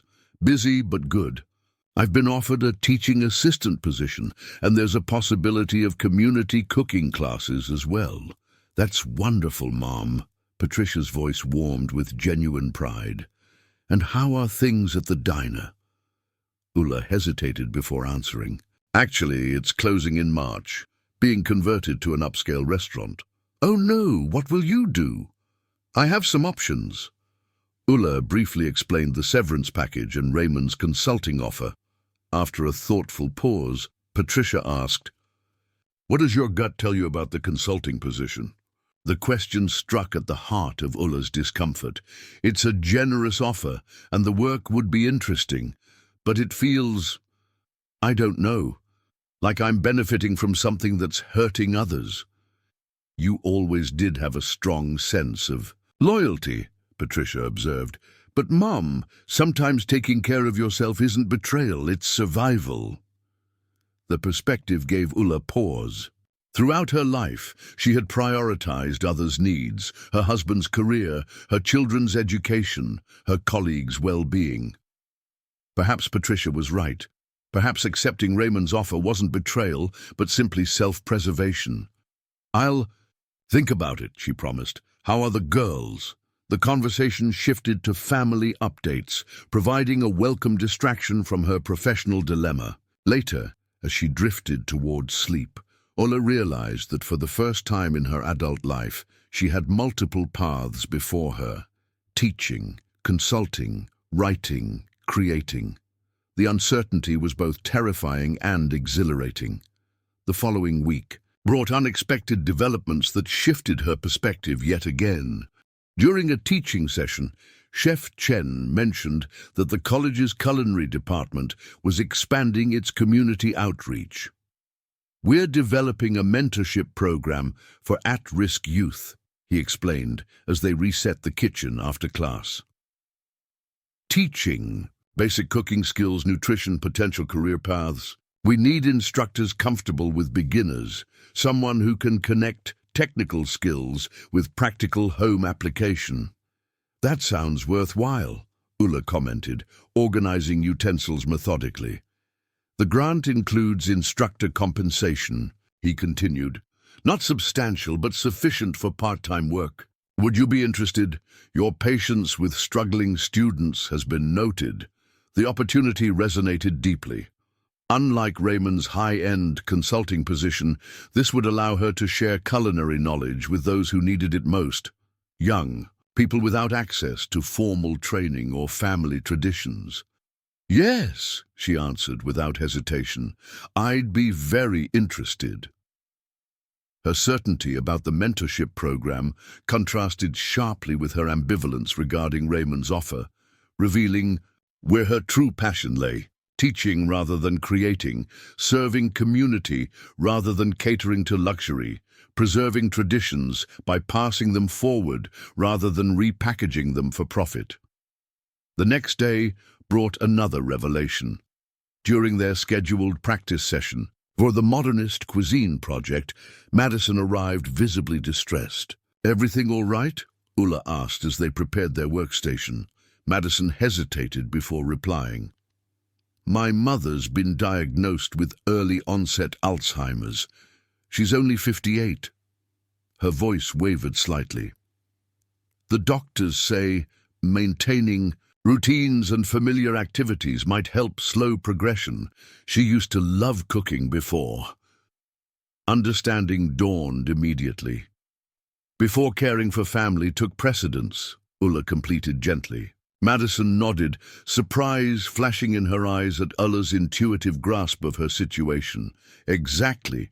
She was actually a trained pastry chef before marrying my father, gave it all up to raise us."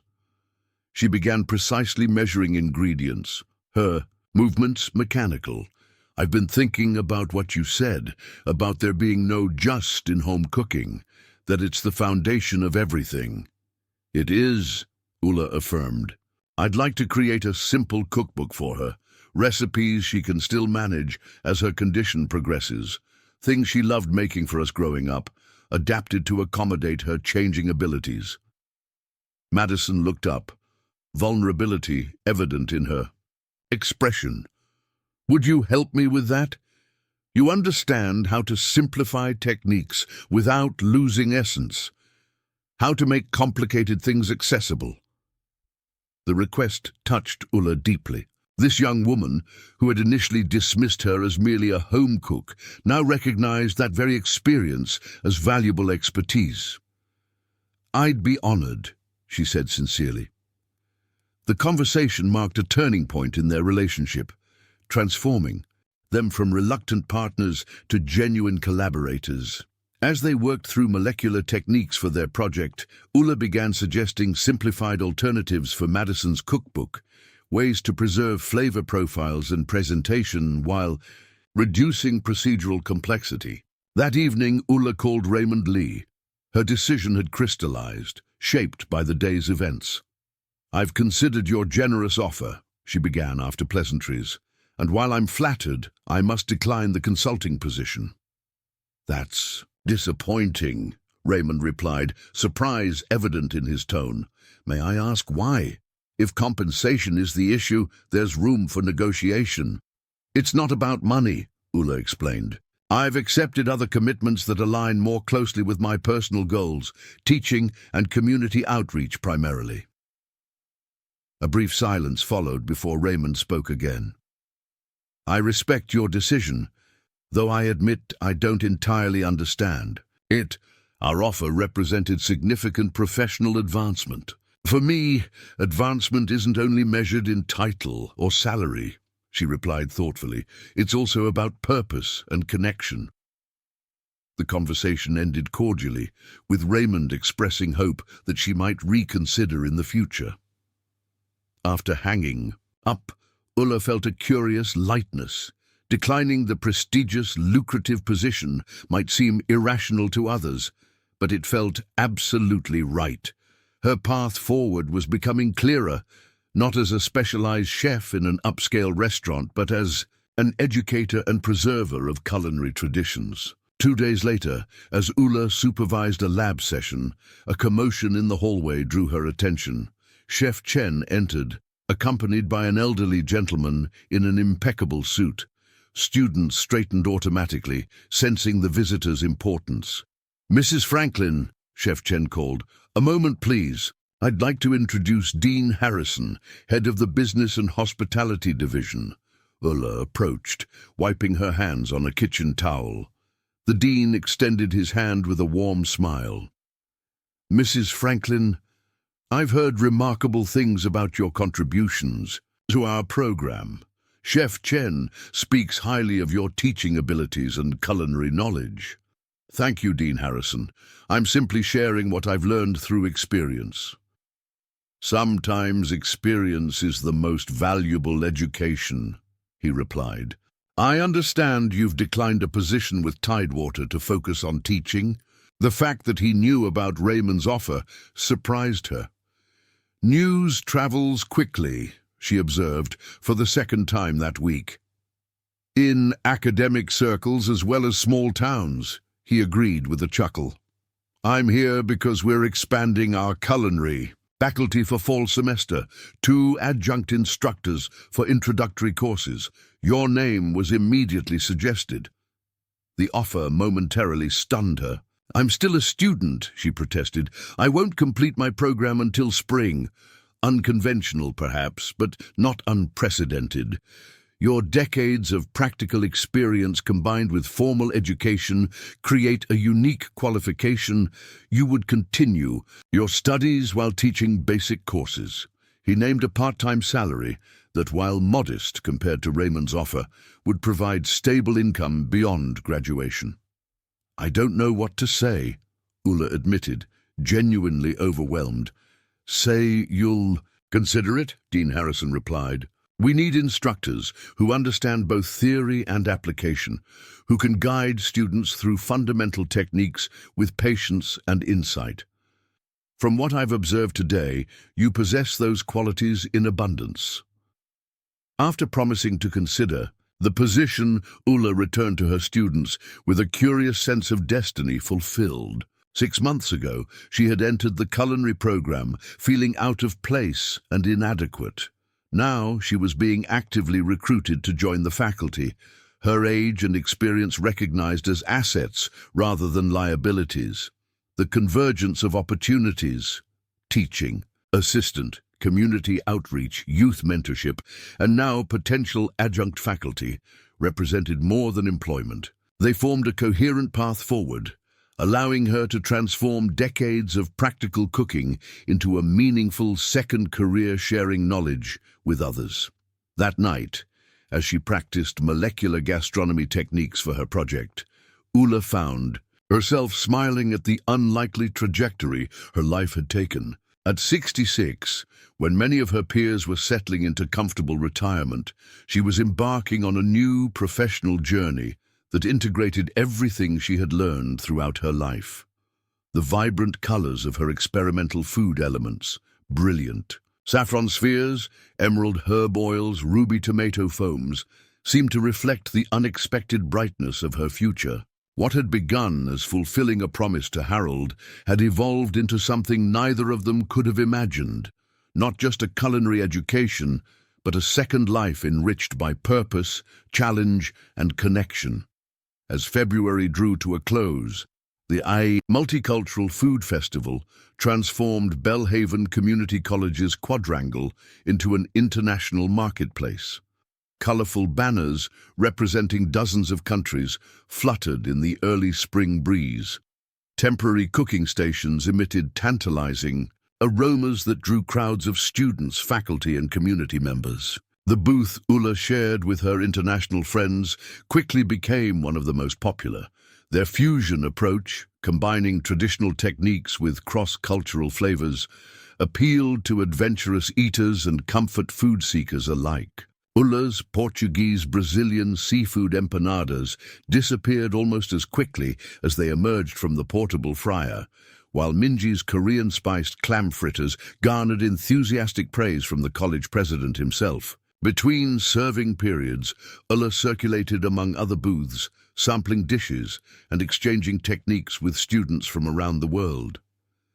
The diversity of approaches to common ingredients, rice, seafood, vegetables, highlighted the universal language of food while celebrating distinct cultural expressions. As she helped Carlos prepare another batch of empanada filling, Ulla noticed a familiar figure approaching their booth.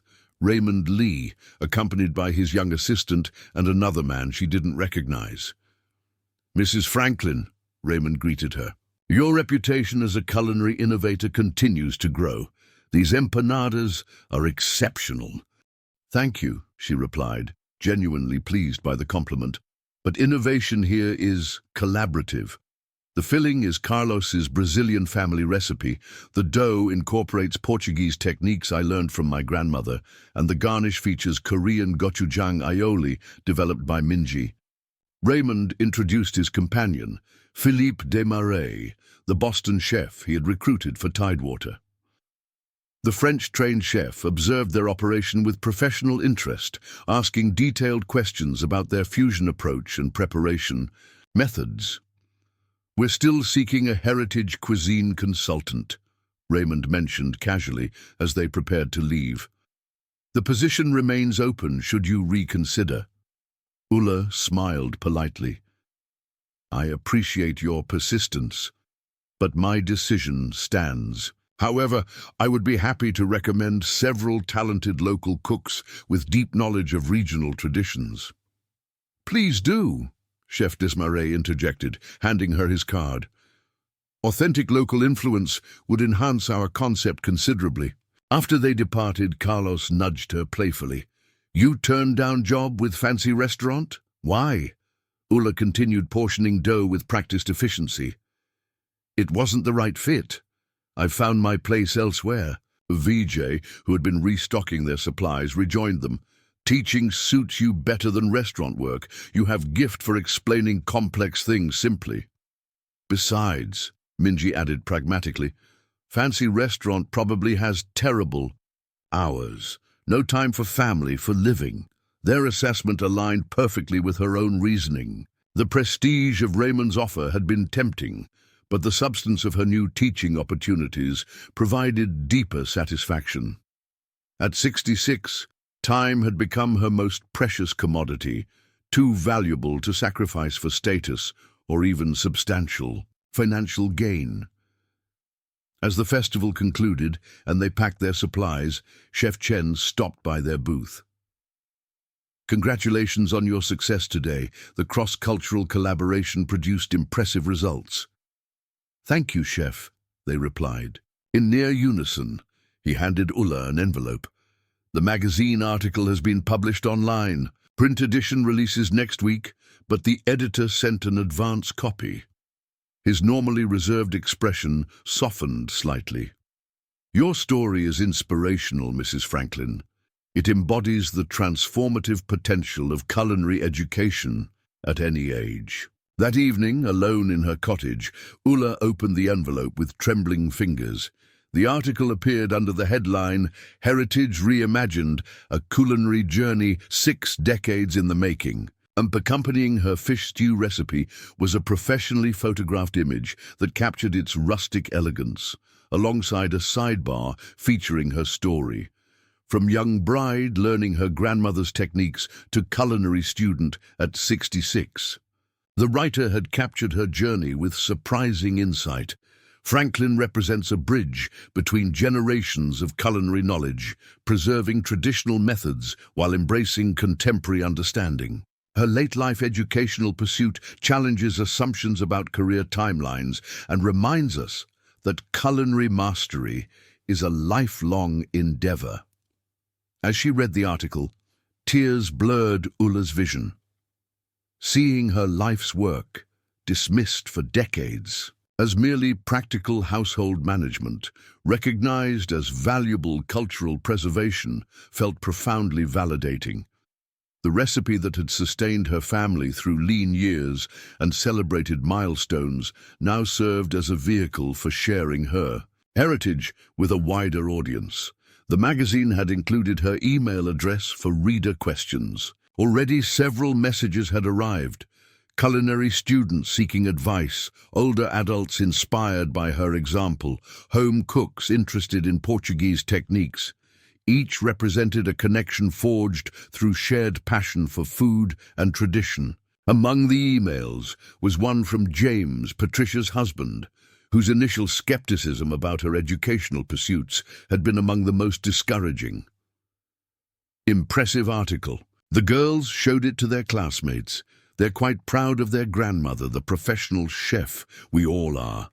The acknowledgement from her previously disapproving son-in-law represented a final barrier overcome. Her family had moved from concern to cautious support to genuine pride. Her colleagues had progressed from dismissive tolerance to respectful collaboration. Her own journey had evolved from fulfilling a promise to discovering a calling. As Ulla prepared for bed, her phone chimed with a final message of the day. From Chef Chen. "Faculty meeting tomorrow to discuss fall curriculum. Dean Harrison asked if you could attend to provide input on introductory courses. The invitation represented more than professional courtesy. It signified acceptance into the academic community as a valued contributor rather than an anomalous student. 6 months. Earlier, she had entered her first class feeling conspicuously out of place. Now she was being invited to help shape the program itself. The unexpected reversal of her circumstances, from marginalized older student to respected educator, crystallized the most important lesson of her journey. Age could be an asset rather than a liability when its accompanying wisdom was recognized and valued. With that realization came a profound sense of purpose. Her culinary education hadn't merely fulfilled a promise to Harold. It had opened a path to sharing decades of accumulated knowledge with new generations. What had begun as completing unfinished personal business had transformed into something far more significant, a bridge connecting culinary past and future. The spring semester unfolded in a blur of classrooms, kitchens, and community events. As March gave way to April, Ulla balanced her teaching assistant duties, her youth mentorship program, and her own coursework with a determination that surprised even her. Every morning she rose before dawn, reviewing lesson plans by the light of her bedside lamp, then headed into the crisp air for her first class. She guided first-year students through knife skills, explained the Maillard reaction to a lab full of eager faces, and in the afternoons led a small group of local teenagers through basic recipes that imparted confidence as much as culinary technique. In the evening, she met with Madison to refine the cassoulet deconstruction, or with Vijay, Carlos, and Minji to put the finishing touches on their food festival menu. There were nights when fatigue weighed heavily on her, when her joints ached from hours spent standing, and when the algebra of her budget felt more taxing than any recipe. Yet every time she questioned her resolve, she remembered Harold's gentle voice urging her forward, and she found the strength to carry on. The community cooking mentorship flourished beyond all expectations. Word of mouth and a small grant from the college's hospitality division allowed Ulla to expand the program from 10 students to 20. She watched with pride as shy teenagers who once trembled over chopping boards grew into capable cooks who could season a soup to perfection or plate a simple salad with artistic flair. More important, she saw their self-esteem blossom. 1. Young man Joshua, who had arrived convinced he had no future beyond menial work, now spoke of culinary school aspirations. A young woman named Rosa, whose single mother juggled 2 jobs, confided that cooking together each week had become a sanctuary, a space where she felt seen and valued. Each success reaffirmed Ulla's belief in the power of education and the dignity of passing on skills that transcend mere ingredients. Meanwhile, preparations for graduation commenced in earnest. The college announced a special reception for non-traditional students, those returning after years away, those balancing family and work, those like Ulla, whose path to a degree had been anything but linear. Invitations arrived by email. Commencement ceremony on May 15th at the town hall, followed by a catered luncheon in the college's event center. Ulla pinned the date to her kitchen bulletin board and found herself unexpectedly nervous. Formal. Ceremonies had never been her favor. She preferred the tangible satisfaction of a well-made sauce to capes and diplomas. Yet when she pictured herself walking across that stage in cap and gown, her grandchildren cheering in the front row, her daughter and son flanking her, Chef Chen offering an encouraging nod, she felt a swell of pride and joy she had not anticipated. April's final exams came and went in a whirl. Ulla's last practical assessment involved preparing a 3-course menu for a panel of chefs, including 1 guest judge flown in from a Michelin-starred restaurant. She crafted a delicate amuse-bouche of smoked trout mousse piped onto cucumber rounds, followed by a velouté-derived pea soup with truffle oil drizzle, and finished with her signature gluten-free lemon ricotta cake, a modern twist on a family recipe she had perfected over decades. When the judges sampled her dishes, they complimented her technical precision, her balanced flavors, and the clear narrative that tied each course to her personal history. "You carry tradition forward," one judge commented. While embracing contemporary techniques, the words echoed the theme of her entire journey. As the sun rose on graduation day, Ulla slipped into her gown, in the quiet of her cottage, the fabric whispering softly around her shoulders. She fastened the tassel, adjusted the mortarboard, and took a deep breath. Her daughter Patricia arrived, early, helping her grandmother pin a small corsage of lavender and baby's breath, colors that reminded Ulla of Harold's garden in spring. Thomas arrived soon after, less chatty than usual, but with his own careful smile, handing her a folded piece of paper. Inside was a drawing by Emma and Lily, two stick-figure granddaughters in caps and gowns, with "Best Grandma Ever" scrawled. Above, Ulla blinked back tears as she hugged each of them, feeling the warmth of family support she hadn't known she needed so badly. The town hall buzzed with excitement, rows of chairs filled with proud families, students in crisp robes, and faculty exchanging congratulations. When Ulla's name echoed through the microphone, she rose and made her way across the stage. Her steps were steady, each footfall a testament to all she had overcome. Self-doubt, financial fears, the ache of loss, the murmurs of skepticism that had trailed her from the first day she walked into the kitchen. As she reached for the diploma, Dean Harrison offered a warm handshake and whispered, "You've changed our program. Thank you for sharing your gifts." The audience erupted into applause, and for a moment, Ulla allowed herself to stand tall, in the center of that spotlight. After the ceremony, the luncheon in the college's event center brimmed with laughter, warm embraces, and the clinking of glasses. Tables were adorned with her peer group's culinary creations: mini lobster, rolls with gochujang aioli, saffron-tinged chowder shooters, bite-sized Portuguese pastries dusted with cinnamon sugar. Ulla moved among her students, those she had assisted as a TA, those she had taught in the community mentorship, those she had cooked alongside in her international team, and each greeted her with heartfelt gratitude. Chef Rosario and Chef Chen stood together, beaming with pride. Professor Chen raised his glass. "To Ulla Franklin," he toasted, whose passion reminded us that learning has no age limit. The room joined in, glasses raised high.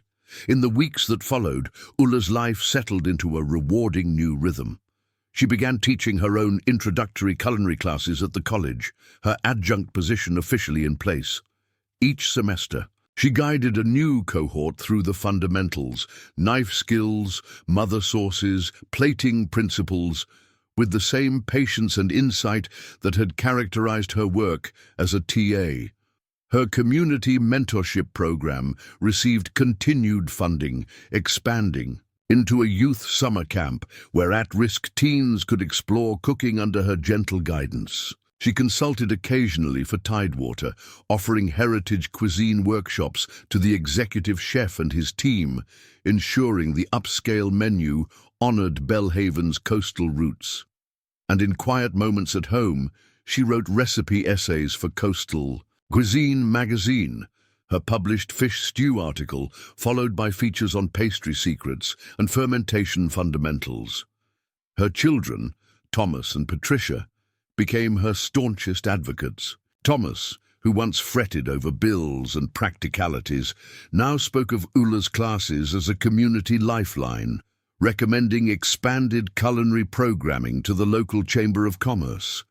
Patricia coordinated the youth camp's volunteer schedule and often cooked alongside her mother, savoring the blend of tradition and innovation that defined Ulla's teaching. Emma and Lily, inspired by their grandmother's example, enrolled in pre-college cooking workshops, and dreamed aloud of becoming chefs, food writers, and culinary entrepreneurs. On the third anniversary of Harold's passing, Ulla visited his gravesite, a bouquet of fresh lavender in hand. She knelt beside the granite stone, brushing away moss that had not been cleaned in months. "I did it, Harold," she said softly, placing the flowers atop the memorial. "I finished what we started, and I found something even more: purpose. Community, a new family of students and colleagues. You were right. It was my turn." She sat quietly for a long moment, imagining Harold's proud smile in the gentle spring breeze. As she stood to leave, Ulla realized that her journey was not one of endings, but of continuous beginnings. Age had not restricted her. It had enriched her story. Every recipe she taught, every student she inspired, every dish she perfected, carried within it the accumulation of decades, the joy of discovery, the comfort of tradition, the courage to embrace change. She had become, in her own right, a bridge between generations, a keeper of heritage and a guide toward innovation. Walking back toward the college campus, where her life had been irrevocably transformed, Ulla felt a sense of anticipation for whatever lay ahead. Perhaps a cookbook compiling her grandmother's recipes alongside her modern adaptations, perhaps a regional cooking show featuring Belhaven's coastal flavors, perhaps simply another semester of teaching eager young minds to respect ingredients as she did. The future was unwritten, but shimmering with promise, and Ulla Franklin at 68 was more ready than ever to fill its pages, one recipe, one lesson, one life-affirming moment at a time. Congratulations. Type 9 in the comments, so that I know you stayed until the end with me. Thank you for watching, and until tomorrow's story on this same channel,